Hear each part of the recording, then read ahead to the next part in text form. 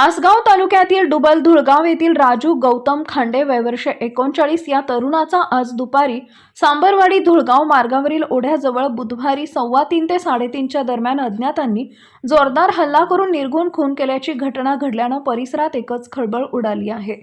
याबाबतची अधिक माहिती अशी की राजू हा डुबल धुळगाव तालुका तासगाव येथील गवंडी काम करणारे गौतम खांडे यांचा लहान मुलगा असून तो गावातील मुख्य चौकात सोनी रस्त्यालगत किराणा दुकान चालवतो। आज आपल्या किराणा मालाच्या दुकानासाठी लागणारा बाजार खरेदी करून गावाकडे परतत असताना सांबरवाडी गावापासून काही अंतरावर असणाऱ्या धुळगाव रस्त्यावरील ओढ्याजवळ अज्ञातांनी त्याच्यावर गळ्यावर मानेवर जोरदार हल्ला चढवला।